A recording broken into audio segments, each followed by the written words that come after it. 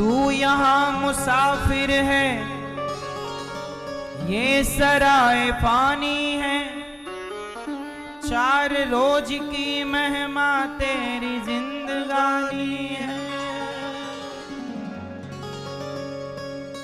धन जमी जर जेवर कुछ न साथ जाएगा, खाली हाथ आया है खाली हाथ जाएगा।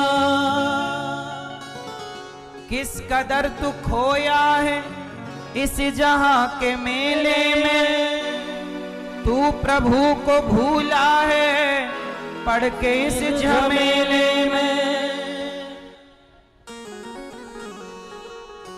इसलिए कहता हूं मौत ने जमाने को क्या समा सिखा डाला, कैसे कैसे लोगों को खाक में मिला डाला। याद रख सिकंदर के हौसले तो वाली थे, जब गया जमी से तो दोनों हाथ खाली थे।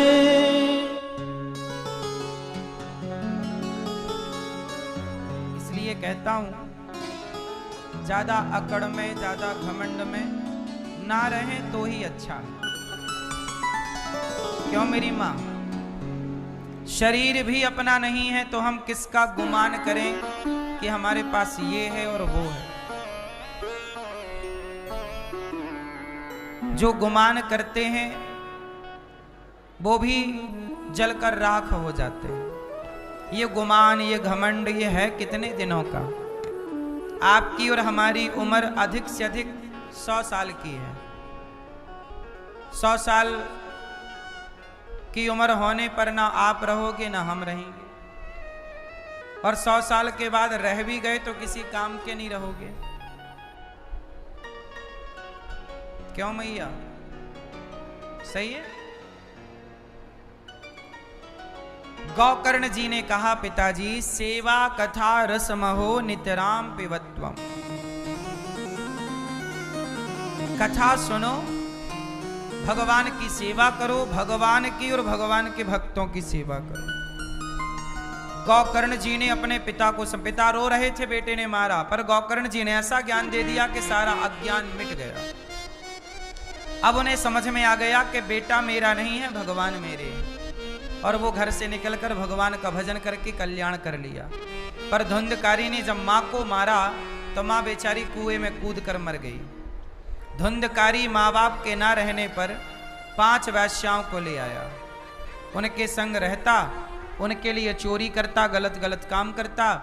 एक दिन उन लोगों ने सोचा कि इस आदमी के चक्कर में तो अपन परेशान हो रहे हैं, तो धुंधकारी को उसकी पत्नियों ने 5 ने मिलकर मार डाला, गला दबा दिया, जलते अंगार डाल दिए। जो स्त्री, याद रखिएगा, स्त्री सबसे कोमल होती है। बोलो हाँ, स्त्री सबसे कोमल होती है, उसे मां कहा जाता है, ममता से भरी है। पर जो स्त्री पर पुरुष के चक्कर में पड़ जाती है, वो स्त्री पत्थर से भी अधिक कठोर हो जाती है। बोलो हाँ कि ना।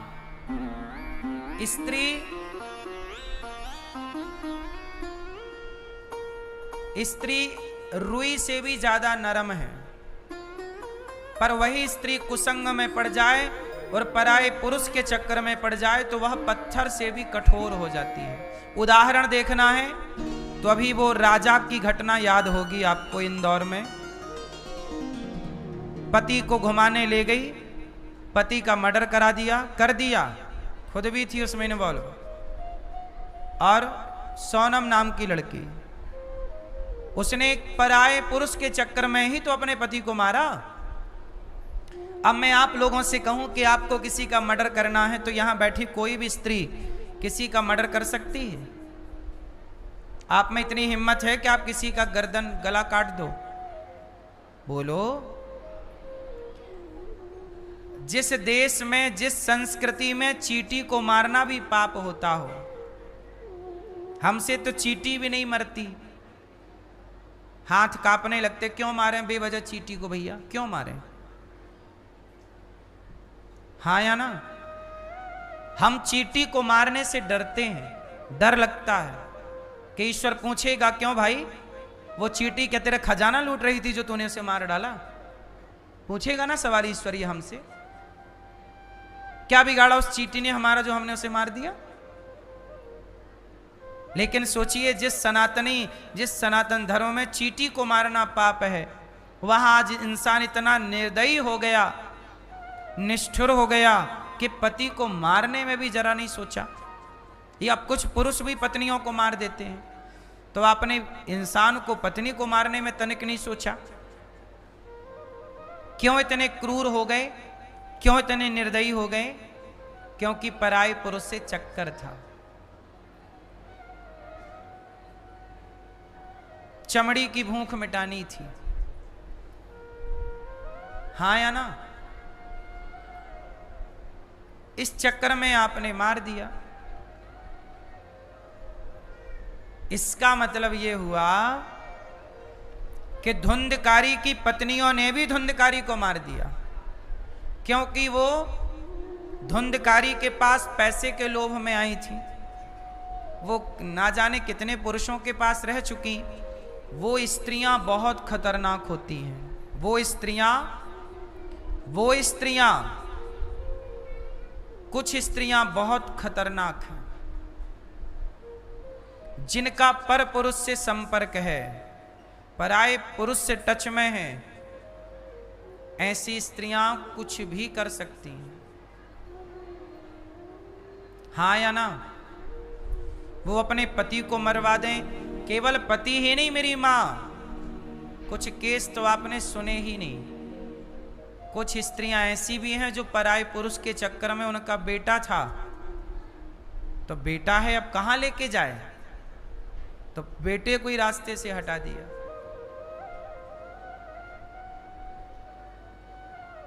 क्या, किसके लिए हो रहा है ये सब? पर पुरुष के लिए और पर नारी के लिए। क्या मिलेगा पर पुरुष से, क्या मिलेगा पर नारी से? चमड़ी की भूख मिटेगी। किसकी भूख मिटनी है? भूख दो तरह की होती है। एक भूख होती है पेट की, जो दाल चावल रोटी सब्जी से बुझ जाती है, भूख मिट जाती है। एक भूख होती है पेट की, जो दाल रोटी से मिटती है। पर एक भूख होती है चमड़ी की, जो बहुत खतरनाक है। इसी चमड़ी की भूख ने रावण का सर्वनाश करा दिया। इसी चमड़ी की भूख ने दुर्योधन का सर्वनाश करा दिया। इसी चमड़ी की भूख ने, इस महिला ने अपने पति को मरवा दिया और अब जेल में बैठी है। इसके पहले एक और केस था, पराये पुरुष के चक्कर में अपने पति को मार के ड्रम में पैक कर दिया, सीमेंट से जमा दिया। किसके लिए? पर पुरुष के लिए। हाँ या ना? इसलिए चाहे पर नारी हो चाहे पर पुरुष हो, दोनों ही खतरनाक। बचिए इन पापों से। धुंधकारी की पत्नियों ने उसे मार डाला, जलते अंगार मुंह पे दे दिए, धुंधकारी मरा। पर मरने के बाद क्या हुआ? चूंकि धुंधकारी ने माँ बाप को सताया, गलत काम किए, तो मर के भी वो मुक्त नहीं हुआ, वो प्रेत योनि में चला गया। कितनी योनियां होती हैं? 84 लाख। उन 84 लाख योनियों में एक योनि होती है कुत्ता की, बिल्ली की, गधा की, पशु की, पक्षी की, जलचर, थलचर, नभचर, नाना सब प्रकार की योनियों में ये योनियां। एक योनि होती है प्रेत की। कौन सी योनि? जो सताते हैं, अपने माँ बाप को सताते हैं। जब ऐसे लोग मरते हैं तो किस योनि में गलत काम करती हैं। तो स्त्रियां जब किसी बूढ़े को सताती हैं, पति और पिता या पिता तुल्य ससुर सास को सताती हैं, तो क्या बनती हैं? पुरुष बनता है भूत। माँ बाप को सताने से, और स्त्रियां सास ससुर को सताएं और पति को सताएं तो क्या बनती हैं? क्या? चुड़ैल। क्या बनती हो मैया? तो चुड़ैल। तो आप लोग सेवा करना अपने सास ससुर की और पति की, वरना चुड़ैल बनने को तैयार रहना।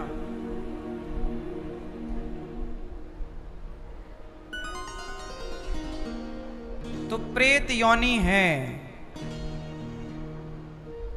कौन सी योनि? धुंधकारी क्या बना? जोर से। प्रेत बना। अब जब प्रेत बना तो क्या करे? तब धुंधकारी ने अपने भैया गोकर्ण जी से कहा, भैया मैं मर गया, अब मुझे अक्कल आई, मैंने बड़ा अपराध पाप किया भैया, मैं प्रेत बन गया, मुझे से प्रेत योनि से मुक्त करो। तब गोकर्ण जी ने भगवान सूर्य के कहने पर गोकर्ण जी ने भागवत सुनवाई, और जब भागवत सुनी तब धुंधकारी उस प्रेत योनि से मुक्त हो गया। ये भागवत जी की महिमा। अब सोचिए, धुंधकारी जैसे पापी भी भागवत सुने तो वह प्रेत की योनि से मुक्त हो जाते हैं। और आप लोग, इसलिए कहता हूं कि जीते जी भागवत सुन लो और अपने माता पिता के नाम से भागवत जी सुन लो, क्योंकि कोई जाने अनजाने में कभी प्रेत योनि में चला भी जाए तो उस व्यक्ति की सदगति के लिए भागवत जी ही उसे मुक्त कर सकती हैं। इसलिए जीवन में भागवत जी के पोथी पाठ कर लेना चाहिए, सुन लेना चाहिए, भागवत सुन लेना चाहिए, अच्छे काम कर लेना चाहिए। धुंधकारी ने भागवत सुनी, मुक्त हो गया। गोकर्ण जी ने दूसरी बार भागवत सुनाई, वहां जितने जीव थे सब मुक्त हो गए।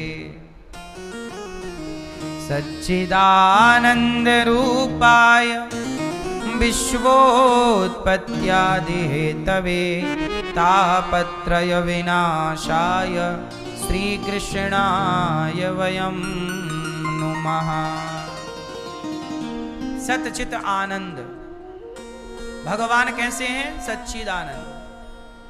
भगवान ही सच्चिदानंद है, वही मुक्त कर सकते हैं सबको कहीं से भी। भगवान सृष्टि को उत्पन्न करते हैं, पालन करते हैं, संहार करते हैं। जो व्यक्ति जैसा कर्म करता है वैसा फल भगवान उसे देते हैं।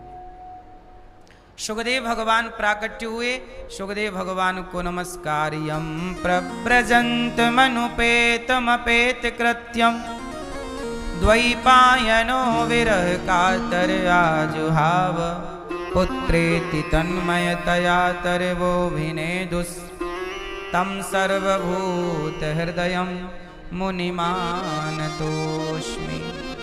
सुखदेव भगवान जो अपनी माँ के गर्भ में 12 वर्ष तक रहे, ऐसे सुखदेव जी जब बाहर आए तो उनको बारंबार नमस्कार किया गया। ये वही सुखदेव जी हैं जिन्होंने राजा परीक्षित जी को भागवत सुनाई। राजा परीक्षित कौन है? मैया, राजा परीक्षित जी कौन हैं? सुनो, राजा परीक्षित हैं अभिमन्यु के पुत्र। किसके पुत्र? किसके पुत्र? अभिमन्यु के पिता कौन?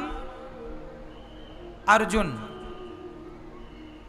अर्जुन का बेटा, अर्जुन के पुत्र हैं अभिमन्यु। अभिमन्यु की मां का नाम क्या है? नहीं पता? जगन्नाथ जी के बीच में कौन बैठा है? जगन्नाथ जी के बगल में कौन बैठा है? भगवान श्री कृष्ण की बहन का नाम क्या है? माता सुभद्रा। सुभद्रा के पुत्र हैं अभिमन्यु, भगवान कृष्ण के सगे भांजे। अभिमन्यु महाभारत में चक्रव्यूह में मारे गए थे। गुरु द्रोणाचार्य ने चक्रव्यूह बनाया, उसमें फंसकर मर गए। अभिमन्यु की पत्नी गर्भवती थी। अभिमन्यु की पत्नी का नाम था उत्तरा। उत्तरा गर्भवती थी। अभिमन्यु तो मारे गए, पर उत्तरा के गर्भ को नष्ट करने के लिए अश्वत्थामा ने ब्रह्मास्त्र चलाया। तब भगवान ने उत्तरा के गर्भ की रक्षा की और उत्तरा के गर्भ से जो बालक हुआ वही बने परीक्षित।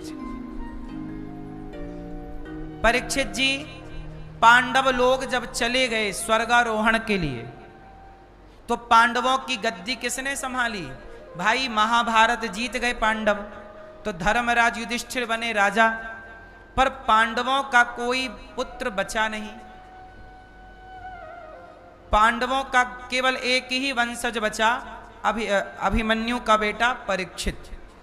तो पांचों पांडव ने परीक्षित को राजा बनाया, क्योंकि उत्तराधिकारी अब वही है, कोई और बचे ही नहीं। तो परीक्षित जी बन गए राजा और पांचों पांडव स्वर्गारोहण के लिए चले गए। स्वर्गारोहण के लिए मतलब अपनी लीला पूरी करके परम धाम चले गए, जहां सबका शरीर रास्ते में गल गया, पर एक धर्मराज युधिष्ठिर जी थे जो शरीर के सहित स्वर्ग पहुंचे। सबका शरीर रास्ते में गल गया। क्यों गला उसकी भी कथा है, उसके भी श्राप थे, बातें थी, पर अभी मैं परीक्षित जी की बात करूंगा। सिर्फ परीक्षित जी को राजा बनाया गया। एक दिन क्या हुआ कि परीक्षित जी राजा बने तो उन्होंने अपने राज्य में जाकर देखा कि मेरे राज्य में चल क्या रहा है। राजा का धर्म है कि वो प्रजा के बीच में जाए और निरीक्षण परीक्षण करे कि भाई हमारी प्रजा सुखी है या दुखी है। यही राजा का धर्म है। अब कलयुग में ऐसे ऐसे राजा हैं कि अब आप उन राजाओं से मिल ही नहीं सकते। मिलने का कहो तो वो मना कर देते हैं, बोले हम आपसे नहीं मिलेंगे। तो कलयुग के राजा ऐसे कि अपनी प्रजा से वो मिलते ही नहीं। पर द्वापर के राजा ऐसे थे और राजा परीक्षित कलयुग में बने। कलयुग के पहले राजा हैं। जब से कलयुग स्टार्ट हुआ भगवान कृष्ण लीला पूरी करके गए। जिस दिन भगवान गए उसी दिन कलयुग आ गया। कलयुग के पहले राजा बने परीक्षित। और परीक्षित जी ने पूरी प्रजा को देखा कि सब सुखी हैं। चारों तरफ यज्ञ चल रहे हैं, पूजा चल रही है, कीर्तन चल रहा, कोई चोरी नहीं करता, कोई शराब नहीं पीता। परीक्षित जी के राज्य में कोई दुखी नहीं, कोई परेशान नहीं, कोई पीड़ित नहीं, कोई स्त्री विधवा नहीं हो रही है। क्योंकि जहां धर्म होगा वहां विधवा नहीं होगा। आपको पता है राम के राज्य में कभी बाप के आगे बेटा नहीं मरता था। पढ़िएगा वाल्मीकि रामायण, पढ़िएगा राम राज्य की पूरी हिस्ट्री। राम का राज्य ऐसा था कि राम के राज्य में कभी पिता के आगे उसका पुत्र नहीं मरता था। यदि पिता के आगे पुत्र मर गया समझ लो राजा पापी है। राजा के पाप से प्रजा दुखी होती है।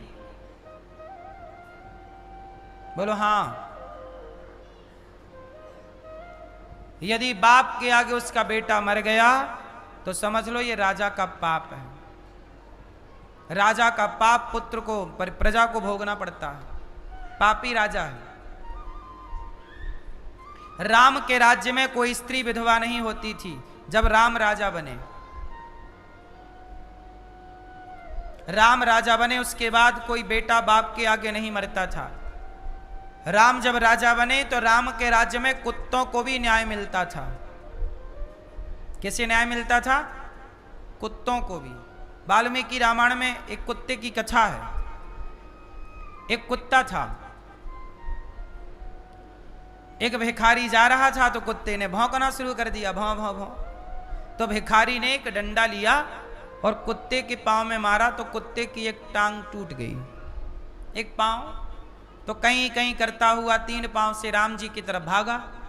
राम के दरबार में देखो, राम ऐसे राजा हैं जिनके दरबार में कुत्ते को भी रोका नहीं जा रहा। कुत्ता भी आया, राम। और आपको एक बात बताएं, राम के राज्य में कुत्ते भी बात करते थे, कुत्ते भी बोलते थे। उनकी ऐसी भाषा थी जिस भाषा को समझा जा सकता था। कुत्ते ने कहा, राम हमें न्याय चाहिए। राम ने कहा, क्या हुआ? बोले, मैं भौंक रहा था, भिखारी ने मुझे मार दिया, डंडा, पांव तोड़ दिया। राम ने उस भिखारी को बोला, ए यहां, तू भीख मांगता है, बात ठीक है, पर ये कुत्ते को क्यों मार दिया तूने? वो कोई साधु थे, भिखारी मतलब कोई साधु भिक्षा मांगने निकले होंगे। तो साधु को लगा कि भौंक रहा, तो दिया एक डंडा जमाया। कुत्ता बोला, ये साधु ने मारा है। राम जी ने कहा, महाराज आपने क्यों मारा? बोले, महाराज देख के भौंक रहा था। तो राम जी ने कहा, कुत्ते का स्वभाव ही भौंकना है, तो वो नहीं भौंकेगा तो आप भौंकोगी क्या? वो ठीक भौंक रहा था। भाई कुत्ते को तो स्वभाव है, जिसे देखा सबको भौंकना। राम जी बोले, कुत्ता तू ही बता। कुत्ता बोला, राम इसे दंड दो। तो राम जी बोले, क्या दंड दें, तुम बताओ। तो कुत्ता बोला कि एक काम करो, इसे फलाने जगह का नेता बना दो, नेता, चुनाव लड़ाओ इसको, और आप राम जी इसको नेता बनाओ। राम जी बोले, ये न्याय, कैसा न्याय कर रहा है तू? ये तो नेता बन जाएगा तो मौज में रहेगा। कुत्ता बोला, राम जी पिछले जन्म में मैं भी वहीं का नेता था, और मैं जब नेता बना तो मैंने खूब पब्लिक को परेशान किया, पब्लिक का पैसा खाया चुरा चुरा के, तो अब मैं उसी पाप से कुत्ता बना हूं। और ये भी जब नेता बनेगा तो नेता के बाद कुत्ता बनेगा ही बनेगा, तो जब इसे कोई डंडा मारेगा तब मेरा बदला पूरा हो जाएगा।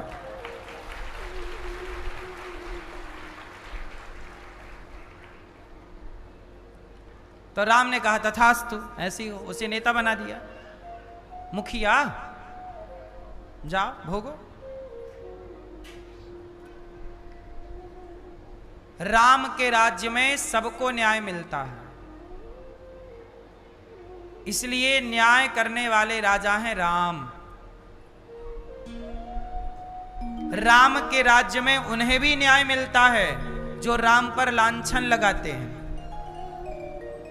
राम की पत्नी पर लांछन किसने लगाया? एक धोबी भाई साहब ने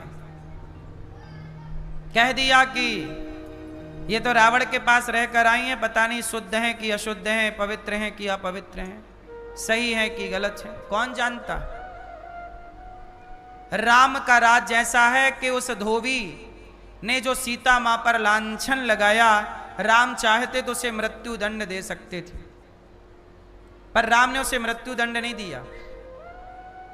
राम ने प्रजा को खड़ा किया। अब ये बात पूरी हवा की तरह पूरी अयोध्या में फैल गई ना, कि सीता पता नहीं शुद्ध है कि अशुद्ध है, पवित्र है कि अपवित्र है।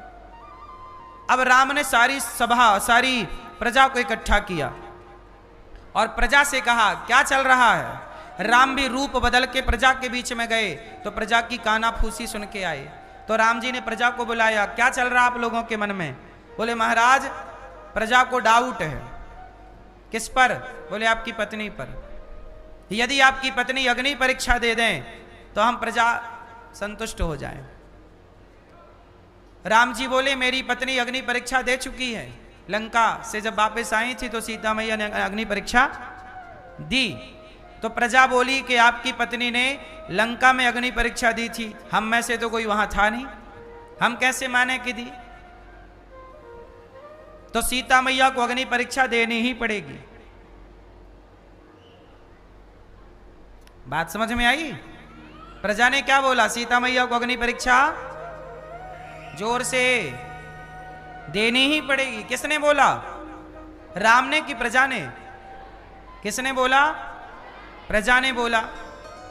अब जब प्रजा ने दबाव डाला तो राम जी ने पत्नी से कहा, सीता मैया से, कि सुनो, लोग कह रहे हैं कि आप अग्नि परीक्षा दे दो, तो एक काम करो, आप दे दो। सीता मैया बोली, रघुनंदन मैं दे तो दूंगी, लेकिन अब मुझे ऐसी प्रजा के साथ रहना नहीं। प्रजा होती है पुत्र की तरह, राजा होता है पिता की तरह, रानी होती है मां की तरह। और जब मेरी प्रजा मतलब मेरी संतान, मेरे बच्चे जब अपनी माता पर लांछन लगाएं तो भला मां ऐसे बच्चों के साथ कैसी रहेगी। इसलिए राम, मैं परीक्षा जरूर दूंगी, लेकिन अभी नहीं। अभी आपके बच्चे मेरे पेट में हैं। यदि मैं परीक्षा दे के शुद्ध हो गई तो मैं रुकूंगी नहीं, और मैं जाऊंगी तो आपके बच्चे भी चले जाएंगे। इसलिए मैं एक काम करूं, पहले आपके पुत्रों को आपको सौंप दूं, फिर मैं इन्हें परीक्षा दे के फिर मैं अपने लक्ष्य में चली जाऊंगी। तो क्या करें? तो सीता मैया बोली कि मैं गर्भवती हूं, मैं चाहती हूं कि मेरे बच्चे संत के आश्रम में जन्म लें, ताकि संतों वाले संस्कार मेरे बच्चों को बचपन से प्राप्त हों। तो सीता मैया के कहने पर राम जी ने उन्हें कुछ दिनों के लिए, कुछ वर्षों के लिए एक महर्षि वाल्मीकि जी के आश्रम में भिजवा दिया, लक्ष्मण जी के द्वारा। समझ में आ रही है बात? लक्ष्मण जी के द्वारा कहां भिजवा दिया? वाल्मीकि जी के आश्रम में। वाल्मीकि जी के यहां रही। लवकुश नाम के 2 पुत्र हुए, और जब प्रकट हुए बच्चों ने पढ़ाई लिखाई पूरी की, और पढ़ाई लिखाई इतनी मजबूत कर ली कि हनुमान जी तक को बंधन में डाल दिया, लक्ष्मण जी को हरा दिया, भरत शत्रुघ्न को हरा दिया, लवकुश ने। बोलो हाँ। सीता मैया बोली कि अब मेरे पुत्र योग्य हो गए, अब इन्हें इनके पिता को सौंप दूं। सीता मैया गई राम के दरबार में। लवकुश ने राम जी से कहा कि महाराज मैं आपका बेटा हूं। राम बोले मैं कैसे मान लूं कि आप मेरे पुत्र हैं? तब सीता मैया ने प्रमाण दिया कि महाराज ये आपके पुत्र हैं। हे पृथ्वी माता, यदि ये लवकुश राम के पुत्र हों, और यदि मैं गंगा और अग्नि की तरह पवित्र हूं, मैं रावण के यहां रहकर भी यदि मैं पवित्र हूं, तो हे पृथ्वी मां, आज मुझे अपनी गोद में धारण कर लो। जब ये बात कही तो पृथ्वी माता फट गई। लवकुश को राम को सौंपा। प्रजा से कहा कि आप मेरी परीक्षा लेना चाहते थे, देखो मैंने कहा कि मैं पवित्र हूं तो पृथ्वी फट जाए, तो पृथ्वी फट गई, तो प्रमाण आपको मिल गया कि मैं पवित्र हूं। प्रजा बोली कि माता रुक जाओ, हमसे गलती हो गई। माता बोली नहीं, अब मैं आपके साथ रह के क्या करूंगी? रहा उनके साथ जाता है जिनको आप पर भरोसा हो। जिनको आप पर भरोसा ही ना, उनके साथ रह के करेंगे क्या? रिश्ते भरोसे पर चलते हैं साहब। इसलिए कहता हूं, बोलने के पहले जरा सोचा करो क्या बोल क्या रहे हैं। कुछ भी ना बोला करो। सीता मैया बोली आपको विश्वास हो गया कि मैं पवित्र हूं? हाँ मां क्षमा करो। सीता मैया ने कहा बस विश्वास हो गया, आगे मुझे क्या करना है ये मैं जानती हूं। पृथ्वी माता की गोद में बैठी और माता पृथ्वी में समा गई। पृथ्वी से प्रकट हुई थी, पृथ्वी में समा गई। तो राम एक ऐसे राजा हैं कि अपनी प्रजा की प्रसन्नता के लिए अपने परिवार का भी त्याग कर सकते हैं, पर प्रजा का दुख नहीं देख सकते। ये राजा राम है। अब कुछ लोग कहते हैं कि राम ने गलत किया, पत्नी को घर से निकाल दिया। अरे पूरा विषय तो जानो। अब बताओ उसमें राम की कहां गलती? मैंने पूरा सुना दिया ना वाक्य, बताओ राम की कहां गलती है? बोलो। कुछ लोग कहते हैं ना राम की गलती है, राम ने गर्भवती पत्नी को घर से निकाल दिया। अरे वो हालात क्या थे, वो मजबूरियां क्या थी, सिचुएशन क्या थी? क्या करते आप होते तो क्या करते? आप यदि पत्नी को नहीं भेजते तो क्या होता? फिर प्रजा क्या बोलती कि लो हमारा राजा, तो प्रजा की बात सुनता ही नहीं। एक तरफ प्रजा है, एक तरफ परिवार है, किसे प्रसन्न रखें? सबको प्रसन्न तो राम भी ना रख पाए। आप लोग भी सबको प्रसन्न रखने के चक्कर में परेशान होती हो या होते हो। भगवान भी सबको प्रसन्न नहीं रख पाए, तो हम भी सबको खुश नहीं रख पाएंगे, आप भी सबको खुश नहीं रख पाएंगे। कोई तो नाराज होगा ही होगा। बोलो हाँ। तो हम भी सबको खुश नहीं रख पाएंगे, आप भी सबको खुश नहीं रख पाएंगे। कोई तो नाराज होगा ही होगा। बोलो हाँ। तो राम सीता मां को ना निकालते, चलो ठीक है, तो प्रजा क्या कहती? आज के नेता कैसे हैं? आज के नेता प्रजा की सुनते नहीं है, परिवार को घुसा रहे हैं। मेरा बेटा, मेरा पोता, मेरा नाती, मेरा दामाद, सब नेता बने घूम रहे हैं। राम ने क्या किया? परिवारवाद खत्म कर दिया। परिवार नहीं, प्रजा। परिवार को त्यागना पड़ा तो त्यागा, पर प्रजा को नहीं छोड़ा। यही राजा का धर्म है और वही राजधर्म राम जी ने निभाया है। राम को समझने के लिए थोड़ा अध्ययन चाहिए, थोड़ा भक्ति चाहिए, थोड़ा निष्कपट निष्काम समर्पण चाहिए, तब थोड़ा राम को समझ पाओगे, वरना राम को समझना आसान नहीं है। तो राम के राज्य में तो बड़ी प्रसन्नता थी। आपसे बस मैं यही कहूंगा कि राजा योग्य हो तो प्रजा सुखी होती है, राजा अयोग्य हो तो प्रजा दुखी रहती है। अब देखिए ना, परीक्षित नाम के राजा प्रजा के बीच में निकल गए, मेरी प्रजा सुखी है कि दुखी है, एक मुआयना करने। तो वहां देखा क्या कि एक गाय और एक बछड़ा था, उसे एक काला सा आदमी मार रहा था। तो राजा परीक्षित जी ने कहा, कौन हो तुम?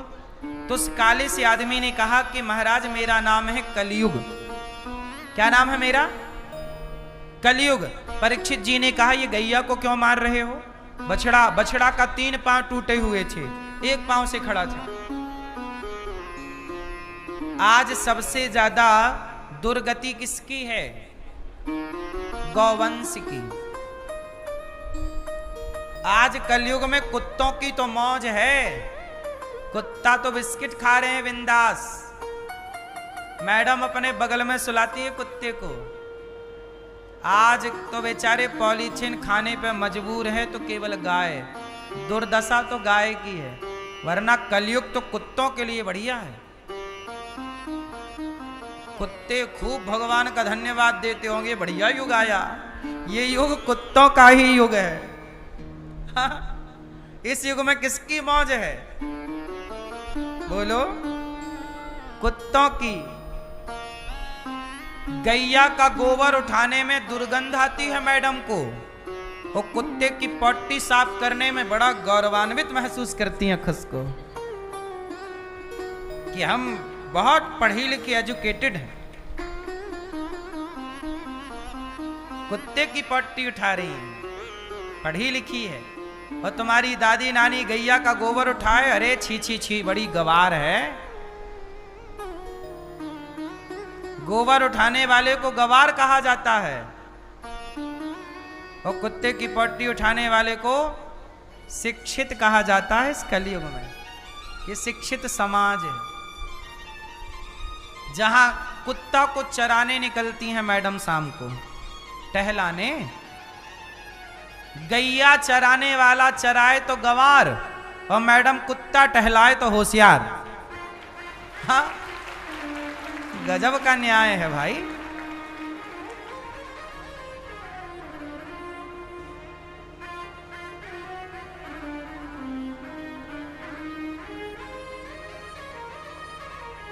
गौमूत्र पीने वाला गवार और बिल्ली की पट्टी से बनी कॉफी पीने वाले होशियार।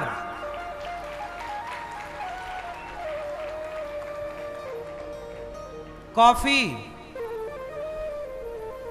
बिल्ली की पट्टी से, कुछ कॉफी के फल खिलाए जाते हैं बिल्ली को, फिर उसकी पट्टी से निकाल के उसे धुलकर वो कॉफी लोग बड़े बढ़िया चाव से पीते हैं।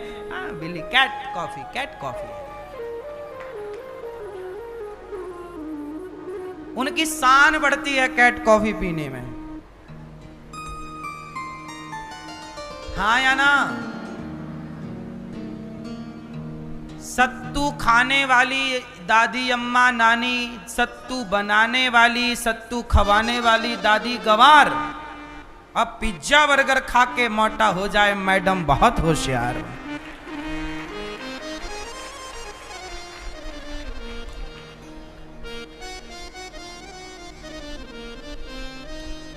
कलयुग तो आज उल्टी गंगा बहा रहा है, माता पिता को बेटा ठोकर लगा रहा है। कलयुग है, कलयुग में गैया की इज्जत नहीं है। कुत्ते बिस्तर में बढ़िया डबल बेड में सो रहे हैं, और गैया की जो जगह थी गौचर भूमि, उसी को कब्जा कर लिया लोगों ने। अब गैया सड़क पे खड़ी रहती है, ट्रक वाला धक्का मारता, हाथ पांव टूट जाते हैं। गैया पुकारे तो पुकारे किसे, रोए तो किसके आगे रोए। राजा भी अच्छा नहीं कलयुग में कि गैया राजा के आगे। राजा आज सरकारी बूचड़ खाने चल रहे हैं। हमारे देश में कौन से बूचड़ खाने चल रहे हैं? सरकार जिनको लाइसेंस देती है, मतलब सरकार खुद गौ हत्या कराती है। भाई लाइसेंस मैंने तो बांटे नहीं ना, क्या आप लोगों ने बांटे हैं? बोलो। जिन नेताओं को आपने वोट दे के नेता बनाया, वही नेता उस लाइसेंस में सिग्नेचर करते हैं जहां गाय को मारना लीगल करार दिया जाता है। जिस देश में राम आए तो गाय की पूजा किए, जिस देश में कृष्ण आए तो गैया के थन में मुंह लगा के दूध पिए, गाय के लिए गोवर्धन उठाया, गैया चराई। आज वो कन्हैया की गैया कट रही है और भारत के लोगों को कोई फर्क ही नहीं पड़ता।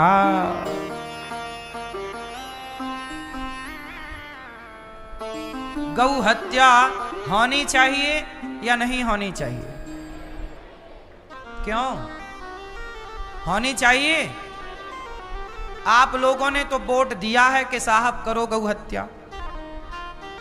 आपने वोट देने से पहले नेता से कहा क्या कि भैया हम आपको वोट दे रहे हैं पर गौ हत्या नहीं होनी चाहिए? बोलो। जो पहली पार्टियां थी वो भी बूचड़ खाना चलाती थी, जो वर्तमान सरकारें हैं ये भी बूचड़ खाना चला रही हैं, तो अंतर क्या है फिर? वोट तो गौ हत्यारों को ही जा रहा है। अब का चुनाव हो तो जरूर पूछिएगा अपने नेताजी से, साहब गौ हत्या कब बंद करोगे, तारीख बताओ, फिर वोट डालेंगे।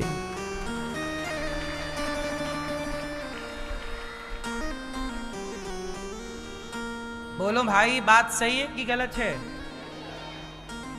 आप लोग यदि चाहते हैं गौ हत्या होती रहे तो फिर हम क्या कर पाएंगे अकेले?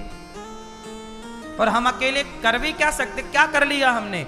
हमने तो केवल गौशाला बनाई, हमने तो 400 गैया रखी हैं, 400 गैया की हम सेवा करते हैं।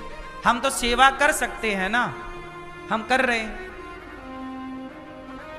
हम तो नेता नहीं है कि बड़े पद में नहीं है कि हम गौ हत्या रोक सकें। हम आवाज उठा सकते हैं।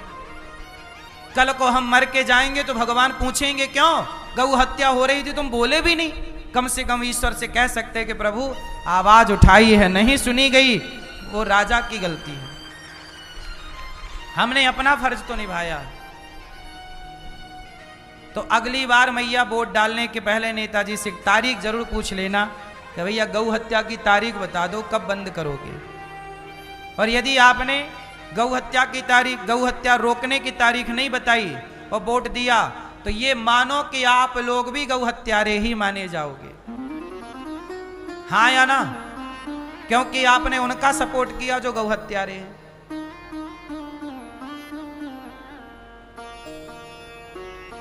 देखो, हमारे देश में बहुत अच्छे काम हुए। धारा 370 हट गई। देश आजादी के बाद जितना भी कचरा था मोदी जी ने साफ कर दिया। कर दिया कि नहीं? ऑपरेशन सिंदूर के द्वारा आतंकवाद का भी सफाया करने की भरपूर कोशिश की गई। बात अच्छी है, काम सरकार के बहुत अच्छे हैं, नीतियां बहुत अच्छी हैं, पर भैया एक गाय जो हम सबकी माता है, हम सबके पुरखों ने गाय की खूब सेवा की है।